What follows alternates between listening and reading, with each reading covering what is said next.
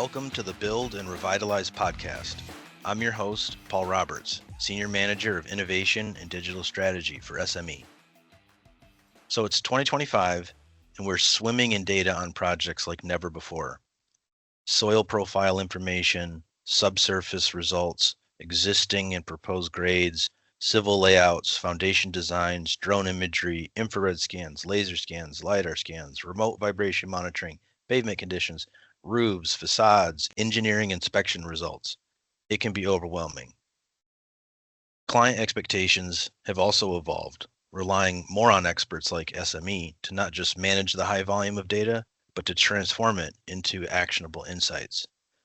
They look to us to bridge the gap between raw information and informed decisions, leveraging cutting-edge tools and technologies, as well as processes to ensure that their projects are completed more efficiently and with greater precision than ever before.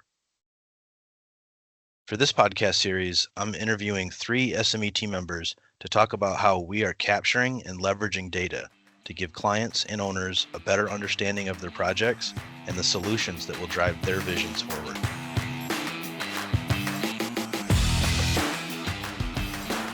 Today, I'm joined by my colleague and project consultant in our surveying team, Ryan Eiss. Ryan, great to have you on the podcast today. It's good to be here, Paul. Thanks for having me. So let's start with a little of your background and your role at SME. Yeah, I've been in the land surveying business since I was 18, actually. So I've been doing it almost 30 years. So my role here at SME is, first and foremost, I'm the team leader for the field staff. So that involves a lot of the technical aspects of being a surveyor and leading and mentoring them. Wear that hat, and then as another hat, I'm a project consultant, which basically means I deal with our client and help answer their questions that they might have related to surveying principles. But then I also serve as one of the, I guess you want to say, surveying experts here at SME for our internal staff. So I'm dealing with the geotechnical engineers and the civil engineers and the other talented people we have here at SME. Yeah, your name always pops up when there's like a new device or a new tool. A lot of times it's like that's I talk to Ryan. So you've kind of been identified as a pretty valuable technical resource too. Yeah, so I've kind of always been that way. I've always been kind of nerdy when it comes to the technical stuff, if you want to call it that. But surveying in general, from when I started, almost 30 years ago, just like everything else, the technology has just completely taken over surveying, so to speak. Just in the last 10 years, we've added, pretty much all the surveying firms have added things like photogrammetry and LiDAR to things that they previously did. But then the total stations themselves and the GPS is just getting better, more precise, more accurate. And with all of that new technology, the thing that I find is the coolest is that we're still using the same old principles that we've been using for 100 years. But now we have kind of this new technology and these new toys to play with that we're constantly testing in a sense, and we're constantly taking them to their limits, and just how accurate can they be, just how precise they can be. And in the end, we end up with, being able to do things smarter, faster, better. Although we're using the same old techniques and principles, now we're applying them to new things. When I came up, we had total stations, and that was pretty much it. And then slowly GPS came on, and everyone was really excited to use it, and everyone was trying to learn how to use it. And now we're adding things like drones, to where surveyors are now licensed drone pilots.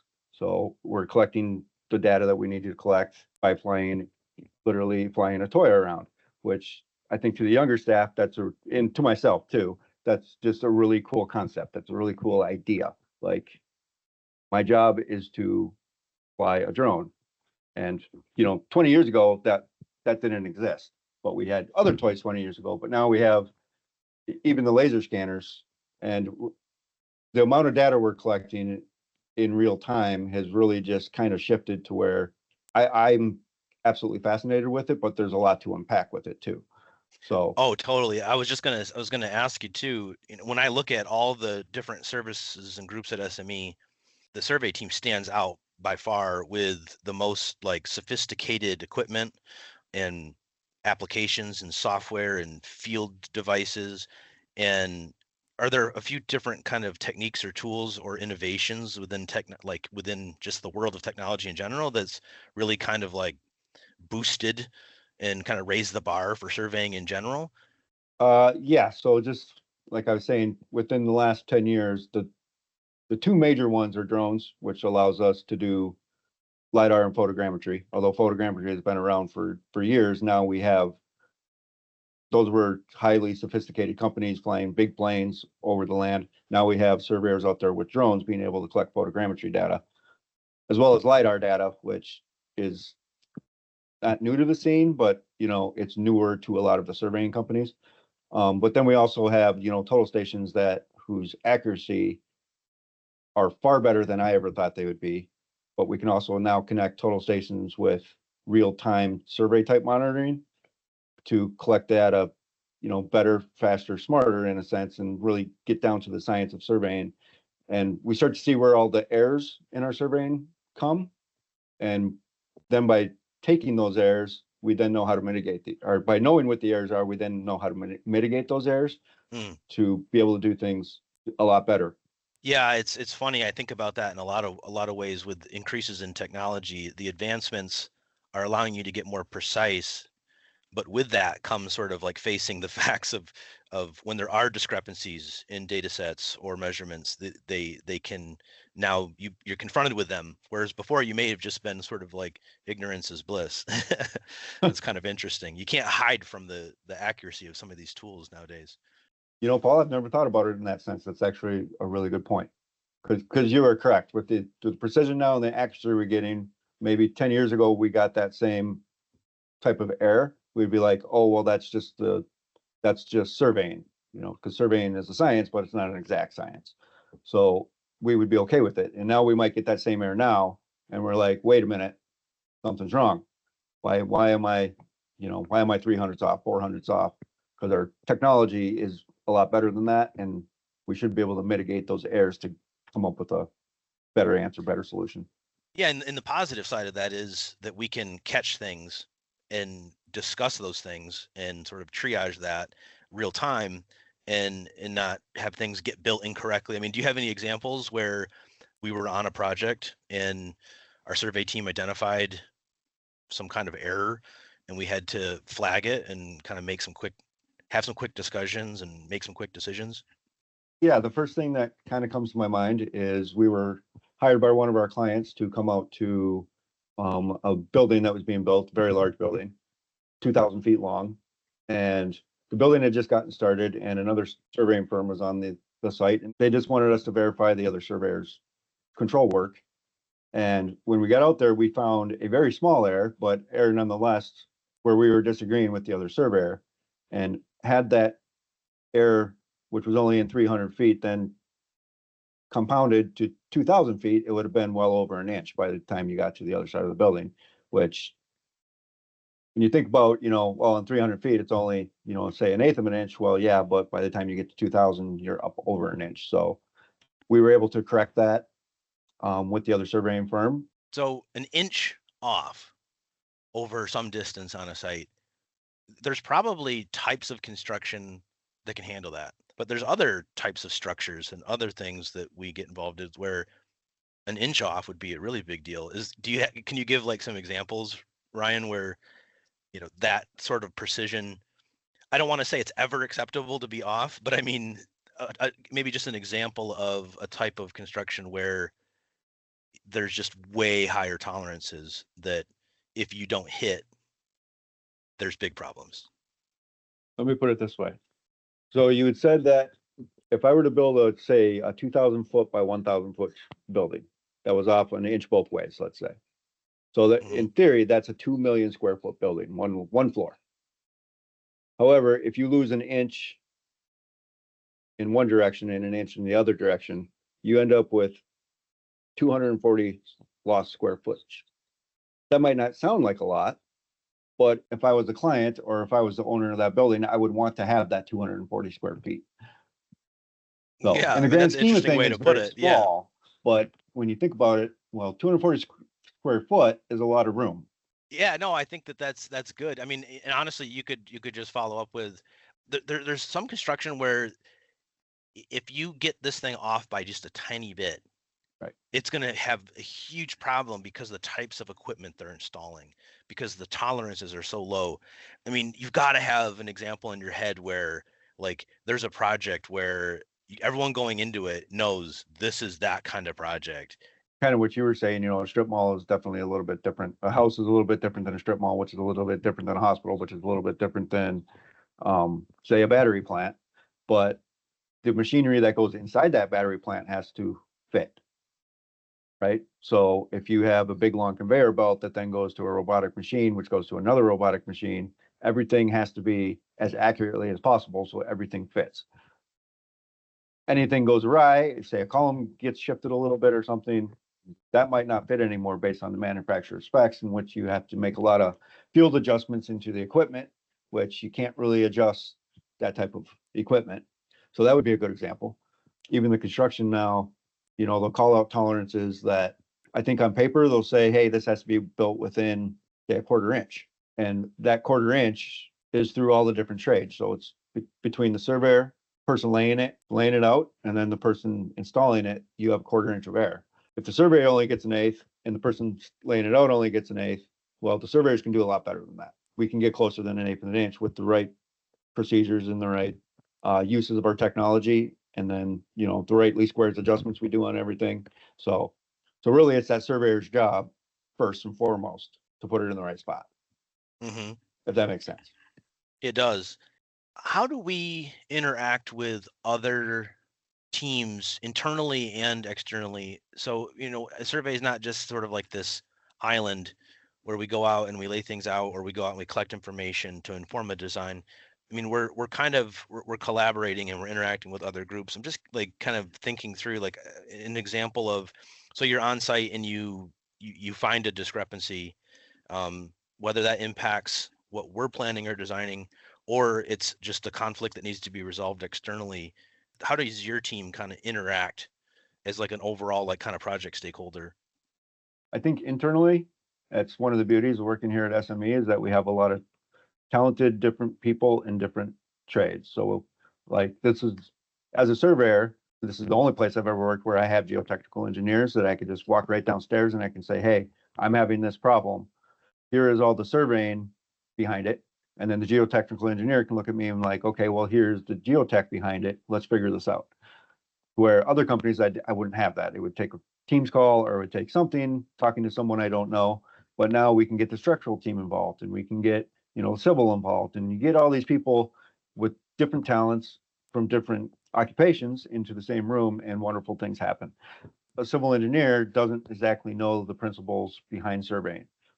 So a civil engineer might say, well, the surveyor's off, but the surveyor can sit there and say, well, wait a minute, we're not off, and here's why. Gives a whole new perspective. Mm-hmm. Likewise, civil engineers can say the same thing to me, and the geotechnical engineers can say the same thing to me. So I understand things like thermal expansion is a good one.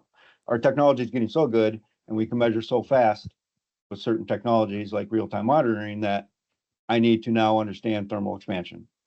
And I need to understand the way buildings might naturally move, or buildings move due to construction, and what the difference might be. And I can't answer those questions.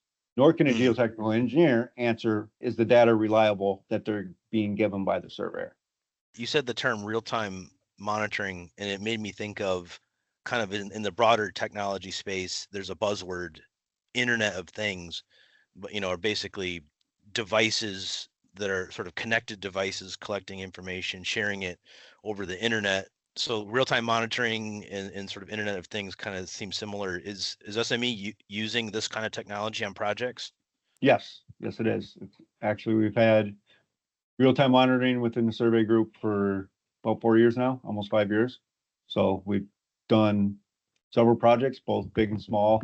Honestly, the real-time survey monitoring is the one technology we have that has probably taught me the most about surveying.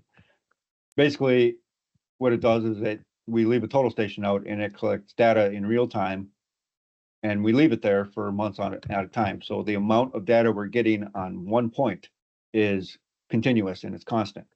And we've never had that as surveyors. We've never had that luxury of looking at data over time to really figure out where our errors are coming from and what's causing our errors. And it's taught me so much, not only about our errors, but then how to mitigate those errors. I think that that's really cool and something that, sets SME apart from other surveying firms is that we're able to test and really get back to the scientific principles behind not only our technology, but those principles behind surveying in general as it relates to a science. And then we can start to eliminate all of those errors that we see. And then, as I said before, I now have other teams that I can approach and they can start explaining to me other principles of their trade. And we can start put pieces together to really come up with some really awesome data for our clients. You said a couple things, and I kind of want to dig into each a little more in some specific project examples. You said it's taught you a lot. So it's an emerging technology that's taught a person who's been doing this for over 30 years a lot, which is, it's really interesting to kind of square those two things. So I think that's the interesting thing about the evolution of technology. You have to be sort of a lifelong learner. You have to always be open to new things and sort of be willing to embrace the technology even when you don't quite understand it, and it's going to require a lot of extra learning. So I think that that's really interesting, because I've seen just in the AEC, in engineering consulting world, a lot of people, they get up there in years of experience, and they've seen it all, right? You can't show them anything they don't know. But with all this technology, you can't really have that kind of ego and that stubbornness. You have to kind of stay open and flexible. Do you kind of see that in your world? 100% see that in my world.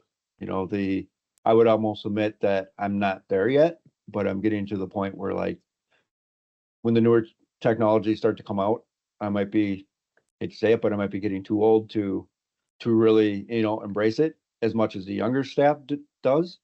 But I think that that's a good thing in a sense, that because the younger staff now is embracing it and they're teaching me. On the same token, I'm then letting them know what my experience lends to. And like I said before, it all goes back to the principles we've been using for 100 years. Those principles excite me and I'm kind of fascinated by them. And now they're fascinated by this and we can teach each other. So yeah, it's a good thing yeah. and a bad thing, Paul. Yeah. I'm agreeing and disagreeing with you because I'm not there yet. I love the technology. I'm a drone pilot myself. All of that stuff. I'm kind of interested to hear a little bit more about the real-time monitoring, because think of survey, you think of, you're identifying a place kind of in the real world at a point, and sort of like a 2D space and even a 3D space. But now you're monitoring things and getting data over time. It's kind of bringing in another dimension to that data. I'm just curious, what specific tools are we using? Are we like putting something on a site, and is that connected to internet, and is it transmitting back to us? How are we processing that data? Like, how are we using it? Do you have some examples you could kind of walk us through? So everything you said was correct. So we're basically putting a total station out as a tool, and we're mounting it there so it stays completely level, or as level as we can get it, and it stays there, and it's connected to a power source, so it's constantly on, and it's constantly taking measurements, just the same way any surveyor would take measurements. The difference is that you add in that element of time. A human surveyor can't sit there and take, say, a measurement every 5 minutes. It's possible. Yes, we can do that, but it's a huge waste of money and resources. What real-time monitoring does is we leave the total station there and it's connected to the internet, and it's constantly taking those measurements and then sending those measurements back to us. And then it displays the information to us, not in, oh, here's every single shot that I took, but now if I want to see over the last hour what that point looked like every 5 minutes, I can see those minute little changes that we can either A, attribute them to the air of the equipment we're using, or B, the building is actually slowly moving back and forth, maybe. We're using it to essentially monitor movement. And so is that like basically not a collaboration, but kind of a combined effort between geotechnical team and survey team? Yeah, so most of the time it is someone on our geo team within SME. So I will collect the data. I will I'll be able to tell the structural engineer, here is my confidence that this data is accurate. And generally, I'm very confident it's accurate because I'm taking measurements every 5 minutes. So I don't just have one point that I'm looking at. Now I'm looking at 40 points over the last 2 hours that are all telling me the same thing. And based on those 40 points and where the rest of my points are, I can then use my surveying principles to figure out, yes, this data is accurate. No, this data is not accurate. If the data is accurate and we are actually showing some type of movement over time, which is also known as velocity. When I was doing this when I was 30 years old, I never thought I'd be measuring velocity, but here we are. So not only can I tell that structural engineer, hey, I'm seeing a little movement in this column, or I'm seeing a little movement in this building, but I can give them the velocity of the movement. Velocity can be very fast, like a baseball, but it could also be very, very slow. I'm seeing an eighth of an inch movement over every 2 hours. If this continues and they don't stop what they're doing, over 8 hours, we're going to be up to an inch. It's way too much, right? Structures shouldn't be moving by an inch. So I was thinking about an example where I kind of interfaced with some of this back to the principles. The technology wasn't quite as advanced in terms of the real-time monitoring, but I worked with Chris Nada and our geotechnical team to do some vibration monitoring at a energy facility where they had a lot of sensitive infrastructure above ground and below ground, and we were going to be installing sheet piling to conduct a remedial excavation next to sensitive utilities.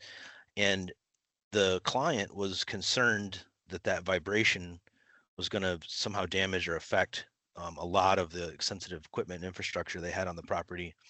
And we, at that time, this was probably 10 years ago, had basically a little box Chris brought out to the site, and he set it against the foundation and exterior wall or interior wall of a nearby structure. And then it just ran and collected its data. And we did work, we checked it, and then we did some more work and we checked it. But it was always after the fact that it was sort of like if there was a problem, oops, there was a problem, and at least now we know that, geez, we shook the ground a little too hard based on our geotechnical team's recommendation for that velocity and that movement.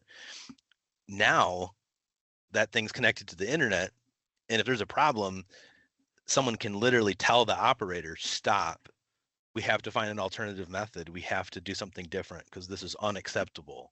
So in that's similar technology, similar principles, but now it's that connectivity to the internet and that real-time aspect, which is just a major improvement to the quality of construction.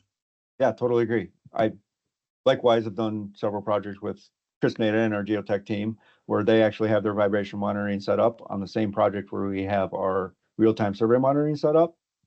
And that really, when you combine the two, because when you think about it, they're similar in the sense in that you're measuring data to basically protect infrastructure. There's a couple different ways that can happen, right? It can happen through vibrations through the machinery, vibrations just through construction activities, which when you think of vibration, it's a really fast back and forth, but it's very, very small. So they're picking up those very small back and forth, really fast movements, where the real-time survey monitoring is looking for basically displacement over time or 3D movement over time, whether it raises if a structure slowly is starting to, say, sink. Vibration monitoring doesn't pick that up because it's not vibrating. But the real-time survey monitoring is going to pick that up just in the elevation, knowing that, hey, that building is starting to sink for whatever reason. You need to stop doing what you're doing on the construction site because we need to fix this. That's really interesting. Yeah, the vibration is part of the story, but then the so what is answered by you guys. So what? It's translating to movement that is unacceptable.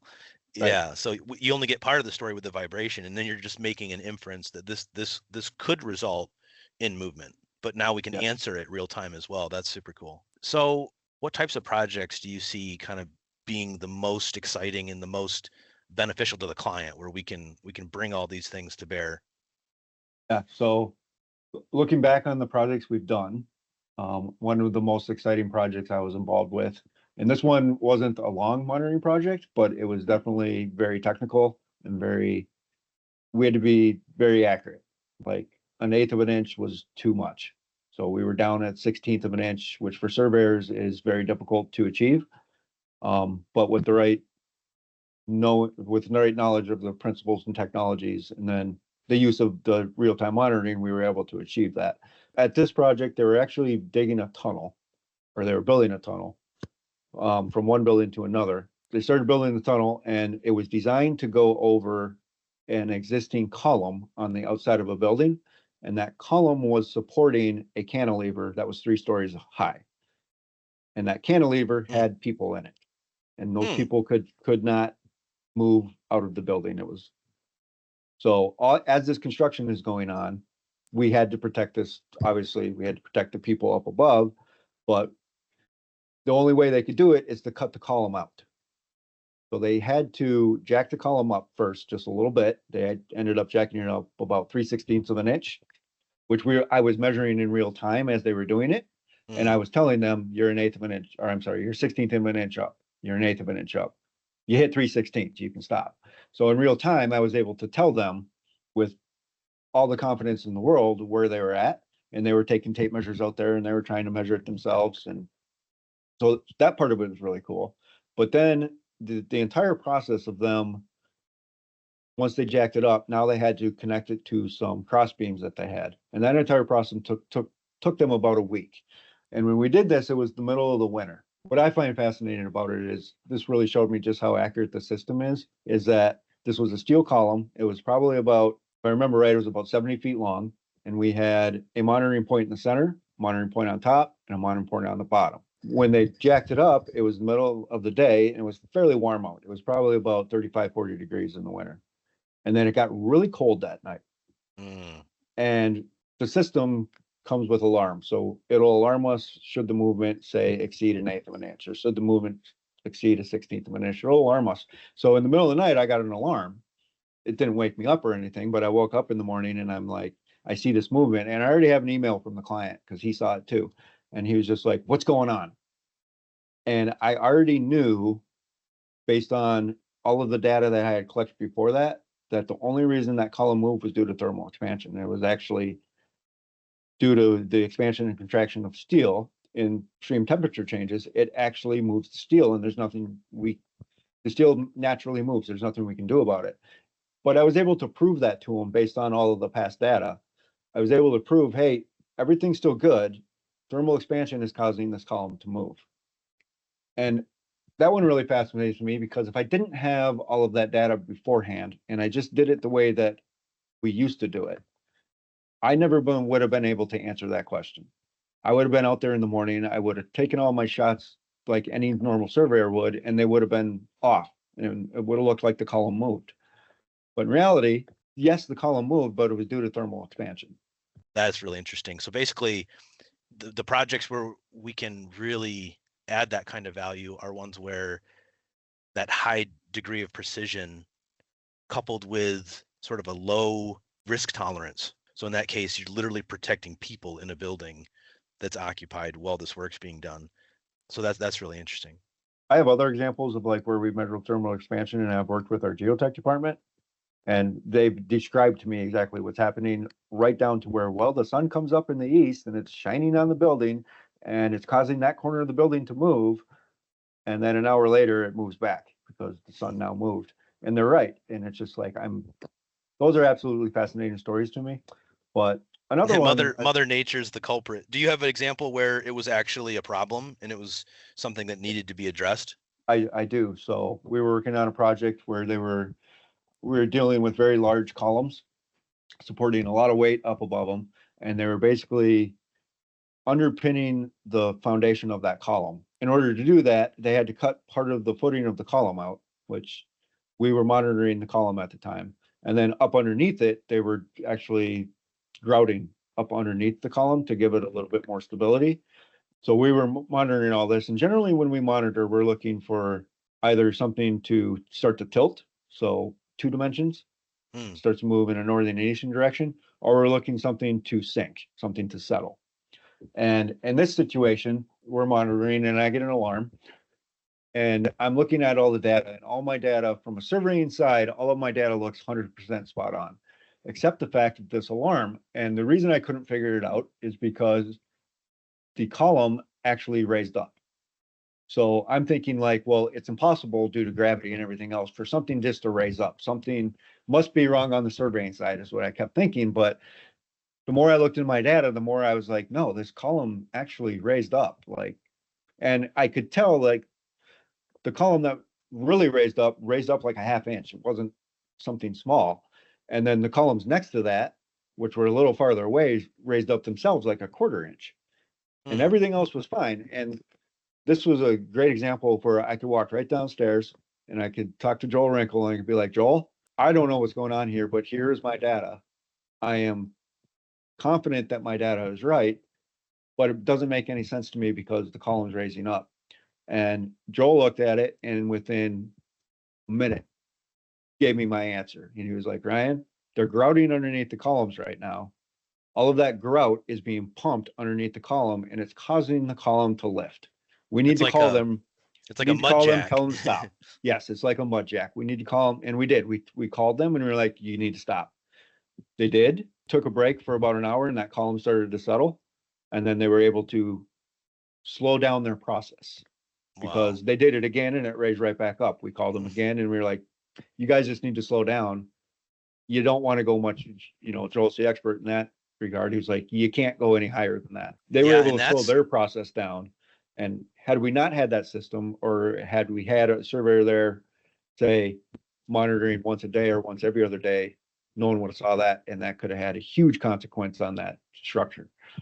So I think that's it kind of just, to me, speaks to the value of a multi-service delivery that we provide.